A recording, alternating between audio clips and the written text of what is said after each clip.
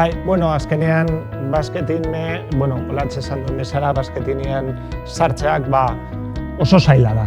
Orduan, sartu aurretik, daukazu oso ibilbide luze bat. Ni nintzen futbolaria, surflaria, fisioterapia ikasketak amaitu nituen, eta hona etorri, uda pasatu, oso ondo dena, eta olatu batekin ostrupu bat izan nuen, eta orduan zure bizitza aldatzen da, eta hasten zara zer egingo du nire bizitzarekin.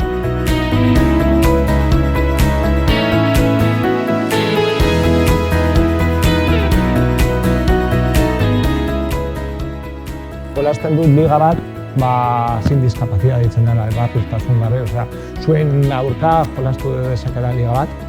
Gero etorri zen goi maila, Euskadiko txapelketak, Espainiako txapelketak, munduko txapelketak, eta azkenean olimpiadak. Baina hori ibilbide luze bat eta gero.